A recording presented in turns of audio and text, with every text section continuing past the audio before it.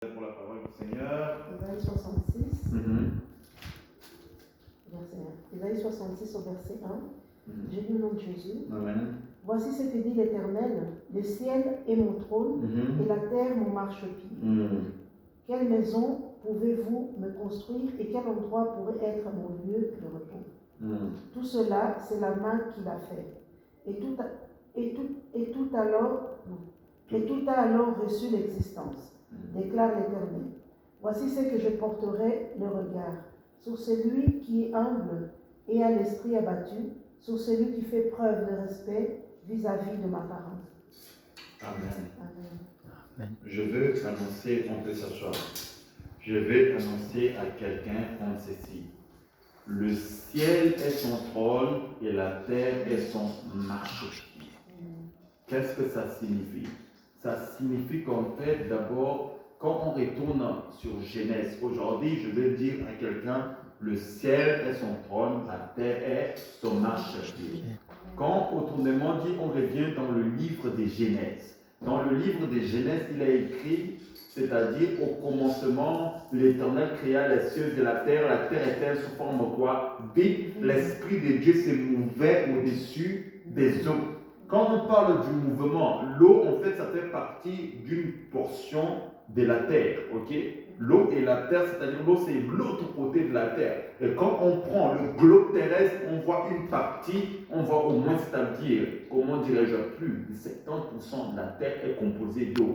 Parce que des fois, on voit ce qu'on appelle, quand on rentre dans le cycle de l'eau, on voit aussi, c'est-à-dire la nappe souterraine. Donc, c'est-à-dire la terre est assise sur l'eau. Est-ce que quelqu'un me comprend très bien? Donc, l'eau et la terre sont toujours en combinaison. Voilà pourquoi même l'homme est une composition d'eau et de quoi? De terre. Et quand, c'est-à-dire, je rentre dans ce genre d'introduction, je vais faire comprendre à une personne comme ceci que la terre ne peut pas retenir quelque chose qui t'appartient si tu ne veux pas.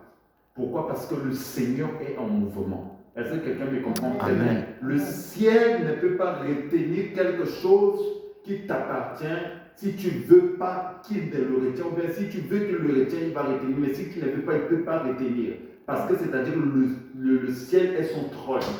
Pourquoi le ciel est son trône? Parce que la Bible dit, faisons l'homme à notre image et à notre ressemblance. Comme l'Éternel règne dans les cieux, autrement dit, la Bible dit, à ceux qui lui ont reçu, il les a donné le pouvoir de devenir enfants de Dieu. Et quand tu deviens enfant de Dieu, tu as le pouvoir aussi de régner dans les cieux. Ça veut dire que quand tu dis A dans les cieux, c'est décrété A.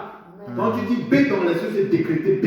Quand tu dis quelque chose dans les règnes de l'esprit, c'est que tu dis dans les règnes de l'esprit, dans les premiers ciels, dans le deuxième ciel est arrêté. Parce qu'en toi, quand tu parles, en fait, le ciel et les dimensions n'entendent pas naturellement que c'est Ricardo, c'est Bibiche qui a parlé. Ils entendent le Jésus-Christ incarné qui parle. Amen. Voilà pourquoi quand tu déclares quelque chose, la chose doit arriver parce que le Père qui t'a donné le mandat, lui, il règne dans les cieux. Et comme quand toi, tu te pointes quelque part, au premier ciel, au deuxième ciel, au troisième ciel, quand toi, tu te pointes, on voit plus, c'est-à-dire toi, on voit le Christ qui est en toi, qui se pointe là-bas. Voilà pourquoi je veux te dire encore une chose, que quand le ciel t'accorde l'autorisation, c'est pas parce que tu es fort ou tu es beau, non.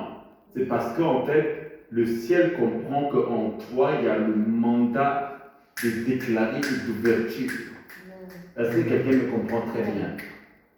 Et je veux annoncer à une personne comme ceci, à chaque fois que quand tu es en train de prier, pourquoi beaucoup de gens n'ont pas de solution à leur prière? Je m'explique. Beaucoup de gens viennent en tant que des hommes de Dieu. Beaucoup de gens viennent prier en tant que des hommes de Dieu. Vous savez, quand c'est-à-dire tu as une relation avec Dieu comme un serviteur, qu'est-ce qui va se passer? Il va se passer que tu auras les privilèges du serviteur. Mais quand tu es dans une maison, c'est-à-dire deux cas de figure, tu prends même un enfant. Tu prends un enfant qui est un héritier. Cet enfant-là, quand c'est-à-dire il est chez lui et que tu prends une bonne qui travaille, ou bien tu prends un boy qui travaille dans la maison, l'enfant va aller au frigo, même s'il est petit, il est jeune, même s'il casse quelque chose au frigo, il va quand même ouvrir le frigo, prendre ce qu'il veut, il ne demande pas. Est-ce que quelqu'un me comprend très bien? Il demande pas, il prend, et puis si on lui crie dessus, bah tant pis. C'est Parce chez que lui. c'est un enfant, on lui crie dessus, on peut lui dire non, tu veux quelque chose, tu demandes à la bonne, tu demandes à la bonne, tu demandes au oui, il va te le donner. Mais tu ne peux pas aller comme ça parce que tu risques de te blesser. Même si tu lui dis ça, le lendemain, il va refaire la même chose parce que pour lui, c'est le frigo de son père, c'est le frigo de sa mère. Est-ce que quelqu'un me comprend très bien?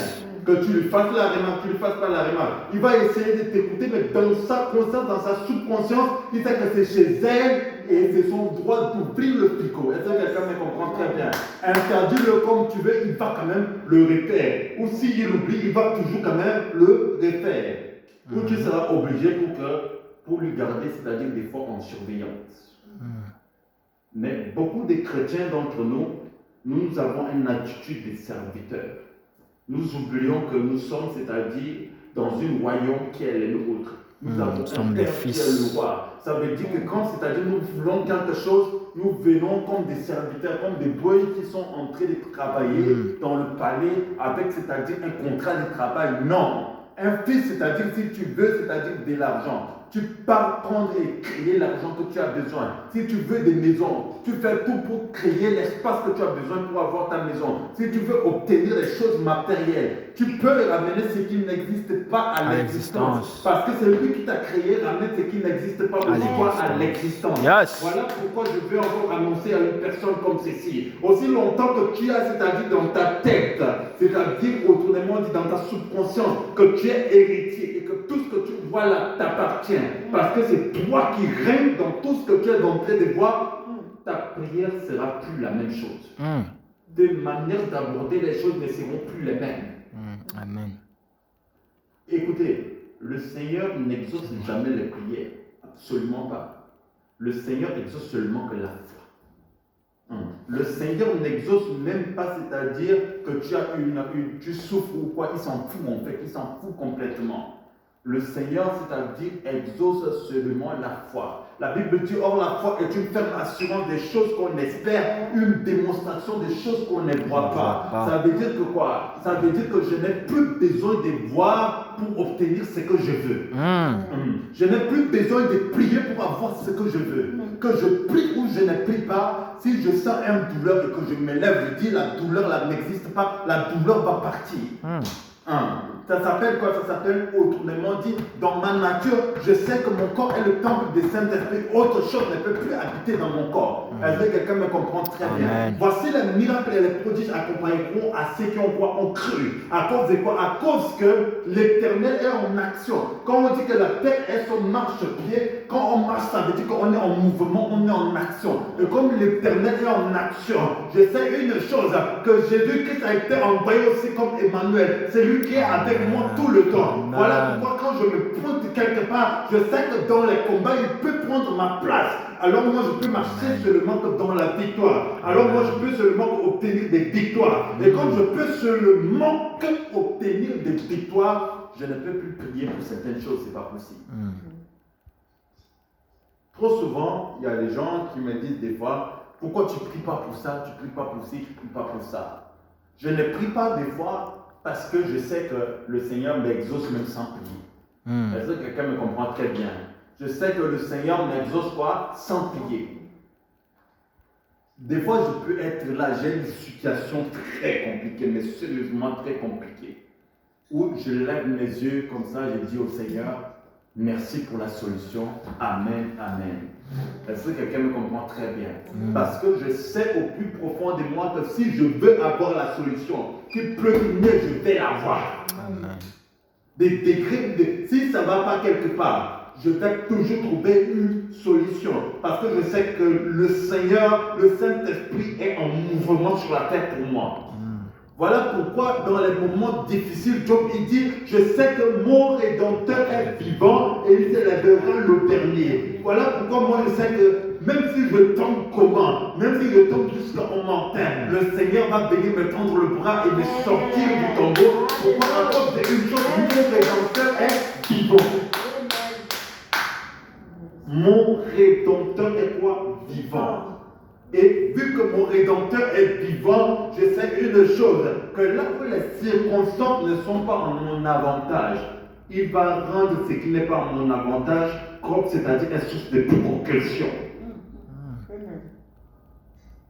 Quand tu comprends que c'est-à-dire le Seigneur marche, c'est-à-dire sur la terre comme toi tu marches, ça veut dire qu'il n'y a rien qui peut te bloquer. Je suis dans un domaine où je pars, c'est-à-dire voir des gens qui font des business angels. Je suis en train d'aller les voir et puis je les ai ramenés des business plans pour mon projet, etc. Il y a un qui me dit, tu es dans quel groupe?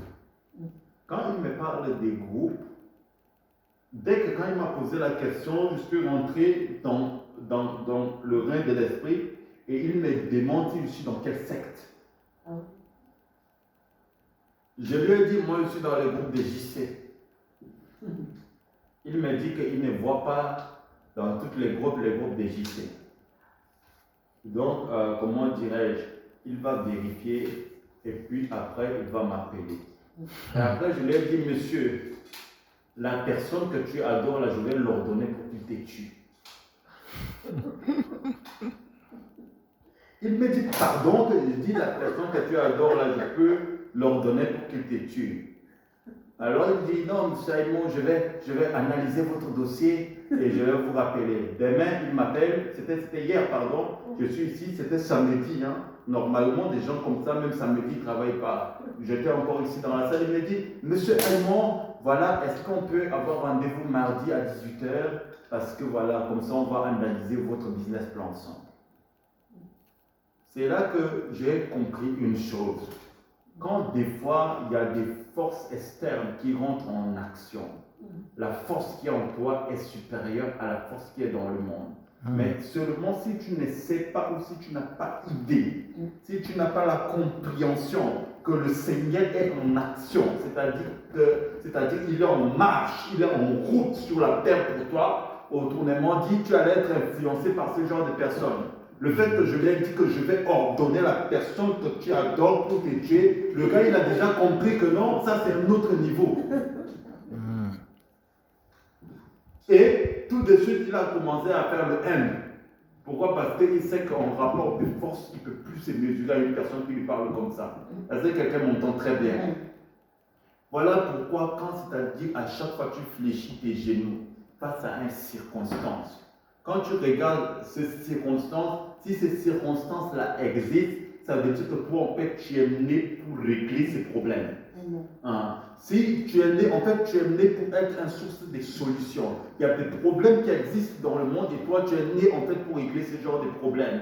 Mais en sachant que quoi? En sachant que avant que même toi, tu sois né, le Seigneur est déjà en marche. Il est en route pour faire en sorte que tu règles certaines circonstances. Amen. Donc tout ce qui t'arrive, il a écrit dans le livre des Corinthiens ou bien Colossiens, que tout ce qui t'arrive, comme c'est-à-dire difficulté, si le Seigneur ne voit pas que tu as la capacité de le surmonter, il ne va jamais permettre à ce que cela t'arrive. Mais à chaque fois qu'il y a des problèmes, tu surpasses toujours, c'est parce que ça fait partie de ta mission. Ça fait partie de ta mission. Tu dois surpasser ce problème-là pour régler ça aussi chez les autres. Est-ce que quelqu'un me comprend très bien? En général, les problèmes que tu affrontes ne sont pas pour toi, non. C'est la croix des autres que tu es en train de porter.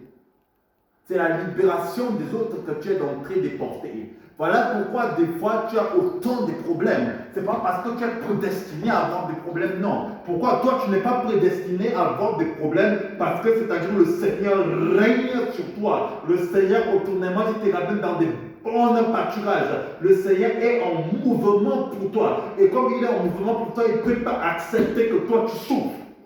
Mais par contre, celui qui veut suivre Jésus sur son appel doit porter sa croix. Et ta croix à toi, c'est de porter, c'est-à-dire les autres, c'est-à-dire autrement dit que tu es prédestiné d'une manière ou d'une autre à leur sortir de la misère sur toi. Voilà pourquoi nous sommes cachés en Christ. Donc autrement dit, Jésus-Christ a sauvé l'humanité. Mais toi, tu es fait aussi pour sauver des prototypes d'humains. Il y a certains prototypes d'humains qui doivent être sauvés par toi. Voilà pourquoi il y a certains problèmes que tu as. À chaque fois quand toi tu as un problème, il y en a qui ont leur solution. Est-ce que quelqu'un me comprend? Voilà pourquoi tu vas voir que le Seigneur est en mouvement maintenant pour être aussi ta solution.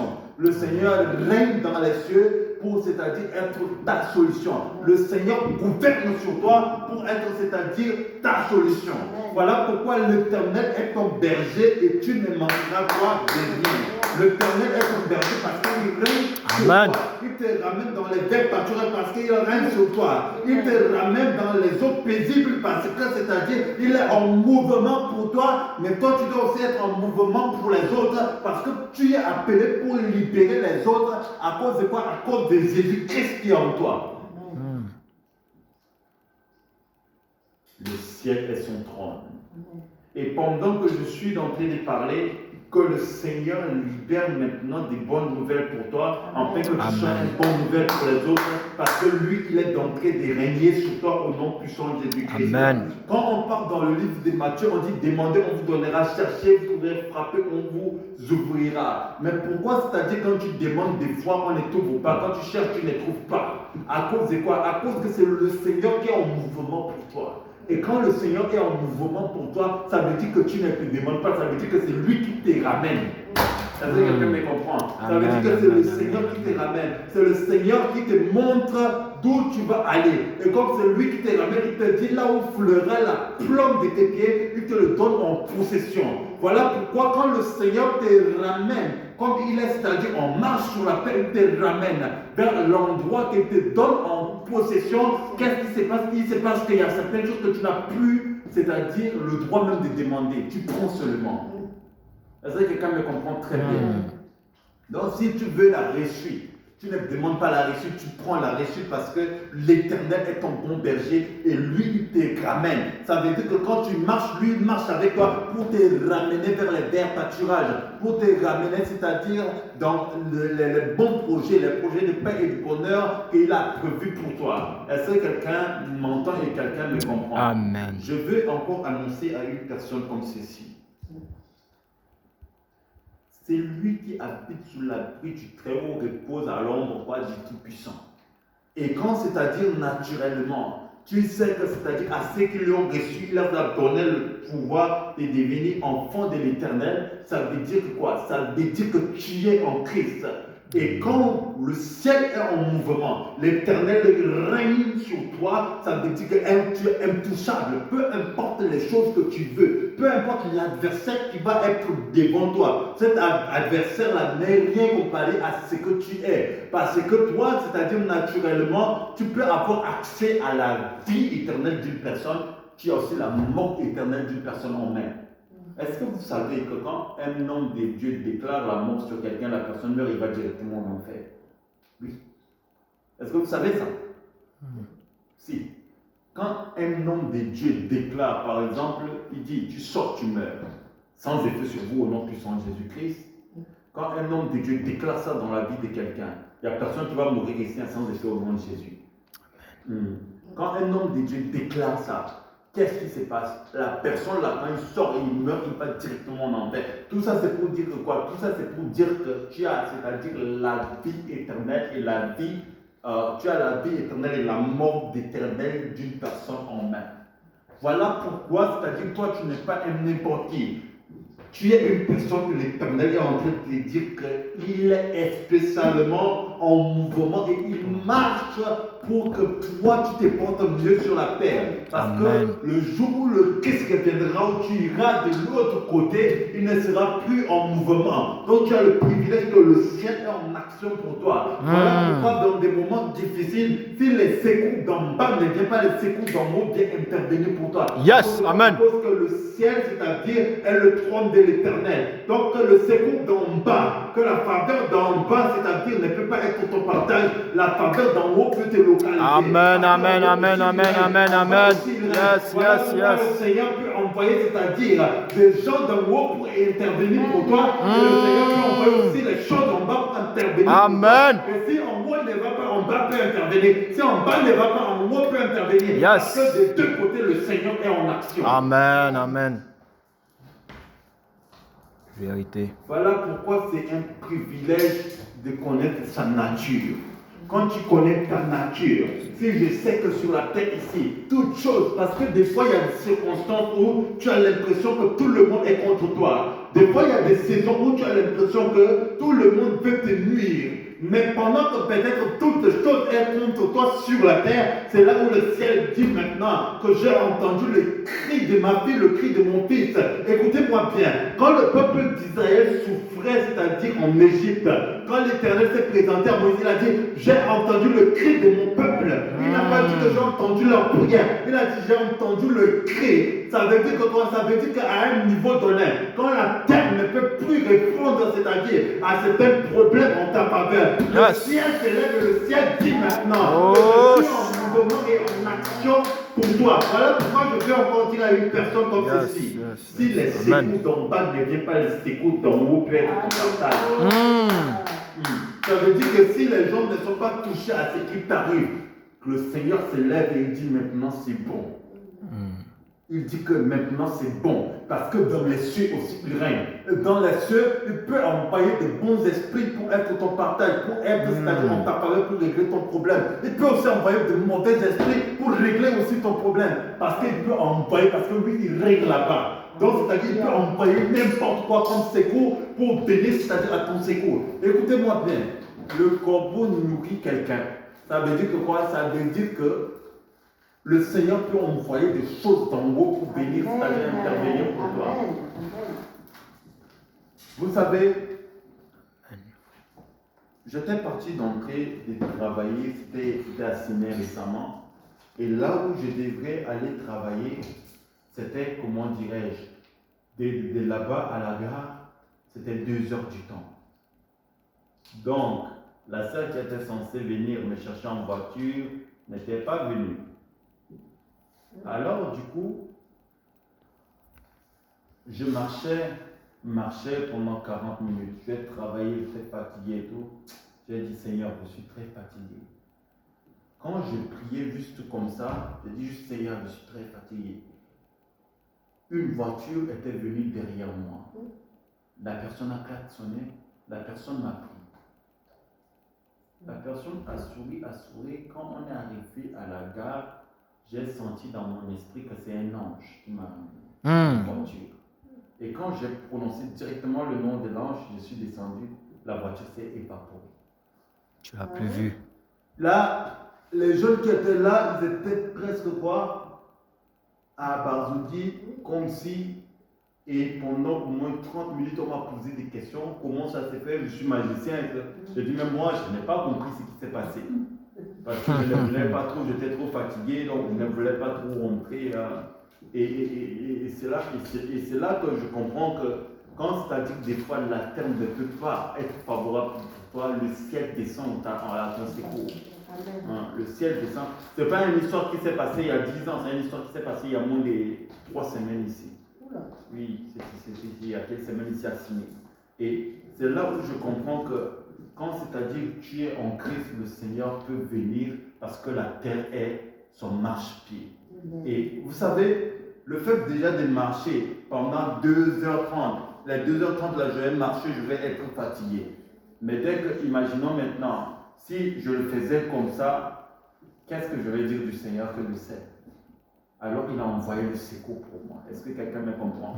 Il a envoyé le secours d'en haut pour moi. Et là où tu cherchais des solutions, où tu es dans des circonstances, mais les gens ne veulent pas venir en ta faveur, je sais une chose, qu'il y a aussi des anges qui vont venir te sortir de là où Amen.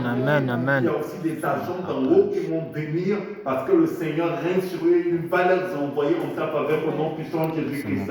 Si les gens sur la terre, ne veulent pas te favoriser, les gens d'en haut vont descendre te favoriser au nom puissant de Jésus. Amen. Les esprits de la terre, s'ils ne veulent pas te favoriser, les esprits d'en haut vont venir te favoriser au nom de Jésus. Parce que pendant que je suis en train de parler, le Seigneur les envoie pour toi. Pendant que je parle, l'Éternel les envoie pour toi. Pendant que je parle, je dis l'Éternel les envoie pour toi. Pendant que je parle, je dis sois en mouvement et en action pour toi. Pendant que je suis en train de parler, il y a un mouvement déjà des esprits d'en haut qui vont descendre pour régler les situations, les circonstances que les hommes ne veulent pas régler. Amen.